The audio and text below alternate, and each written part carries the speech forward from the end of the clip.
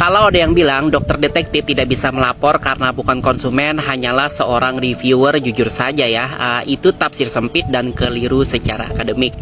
Saran dari netizen cendol, suruh lagi orang itu buka lagi buku hukum perlindungan konsumen dan baca lagi undang-undang secara utuh. Menurut pasal 1 ayat 2 Undang-Undang Perlindungan Konsumen, konsumen adalah setiap orang, pemakai dan atau jasa untuk kepentingan diri sendiri dan tidak untuk diperdagangkan.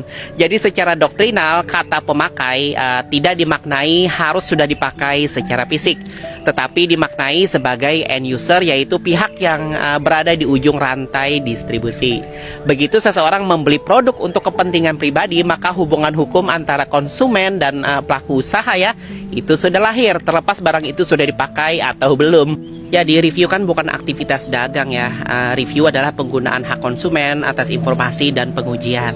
Bahkan justru bagian dari fungsi perlindungan preventif. Kalau logika harus dipakai dulu digunakan ya, maka konsumen baru bisa dilindungi setelah dirugikan.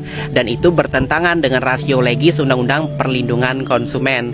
Jadi secara akademik membeli sama dengan konsumen ya, mengulas sama dengan hak konsumen, dan tidak menjual kembali sama dengan tetap konsumen. Selanjutnya soal BPOM. Jadi memang benar sih bahwa BPOM telah menjatuhkan sanksi administratif kepada Richard Lee ya. Tapi disinilah kesalahan berpikir berikutnya. Sanksi administratif itu tidak menghapus pertanggungjawaban pidana. Ini prinsip dasar hukum bahwa administratif tidak sama dengan pidana dan tidak sama dengan perdata. Masing-masing mereka berjalan independen sepanjang ada unsur pelanggaran undang-undang. Justru karena BPOM hanya berhenti di sanksi administratif ya, maka penegakan hukum pidana menjadi relevan apabila ditemukan dugaan pelanggaran undang-undang lain. Kalau mau jujur-jujuran secara akademik, kita malah berhak bertanya ya, kenapa sih laporan justru datang dari Doktip, notabene adalah seorang warga ya, bukan dari BPOM sendiri. Dan perlu dicatat, perkara ini tidak berdiri di satu undang-undang. Richard Lee itu disangkakan dengan Undang-Undang Kesehatan, Undang-Undang Nomor 7 tahun 2023, dan Undang-Undang Nomor 8 tahun 1999 tentang perlindungan konsumen. Artinya ini bukan semata-mata soal status konsumen, tapi juga soal kesehatan publik, overclaim, dan pelindungan masyarakat luas. Jadi kalau ada yang bilang tidak bisa dilapor karena sudah disanksi administratif dari BPOM, itu keliru secara sistem hukum. Dan kalau ada yang bilang lagi bahwa Doktip bukan konsumen, itu mengabaikan doktrin, tujuan undang-undang, dan praktik hukum yang sehat. Jadi sahabat cendol, ini bukan soal siapa melapor siapa, ini soal dua rezim hukum yang diduga dilanggar sekaligus dan negara wajib hadir, bukan berhenti di administratif saja. Belum dilakukan penahanan ya, belum.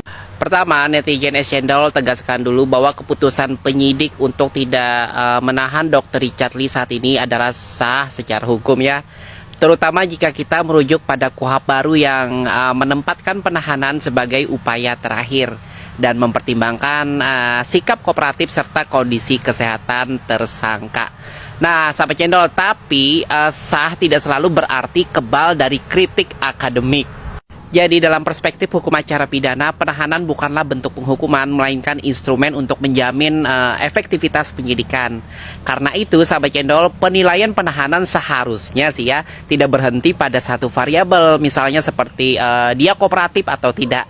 Nah, KUHP baru memang memperketat syarat penahanan, tetapi tidak menghilangkan ruang diskresi atau wewenang dari penyidik, terutama dalam perkara-perkara dengan ancaman di atas 5 tahun dan memiliki dampak luas bagi kepentingan publik. Jadi dalam kasusnya Richard Lee ini terdapat beberapa hal yang patut kita kritisi secara akademik ya.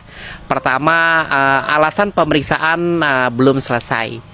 Justru secara teori bisa menjadi argumentasi untuk penahanan, bukan sebaliknya. Jadi dalam praktik hukum acara pidana ya, penahanan kerap digunakan untuk memastikan bahwa pemeriksaan lanjutan berjalan efektif, bebas intervensi, dan tidak terhambat. Kedua, sikap kooperatif memang relevan sih, tetapi bukan faktor determinan tunggal juga ya.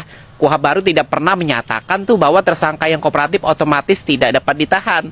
Nah, jika demikian, maka penahanan akan kehilangan fungsinya dalam perkara-perkara strategis. Ketiga, konteks kepentingan publik belum terlihat menjadi pertimbangan utama ya. Jadi perkara ini kan dia tidak bersifat personal ya, melainkan menyangkut produk konsumsi, kesehatan masyarakat, dan kepercayaan publik. Nah, dalam perkara seperti ini, resiko pengaruh terhadap saksi dan pembuktian tidak boleh diremehkan loh. Karena itu, sahabat cendol, secara akademik dapat dikatakan bahwa keputusan tidak menahan masih sah ya, tetapi belum sepenuhnya meyakinkan dari perspektif kehati-hatian penegakan hukum. Kritik ini bukan bentuk pembelaan atau penghakiman, melainkan bagian dari kontrol publik yang sehat ya, agar KUHP baru tidak hanya progresif di atas kertas, tetapi juga tegas dan konsisten dalam praktik. Kita tidak menuntut penahanan sebagai hukuman, melainkan sebagai alat menjaga integritas proses hukum.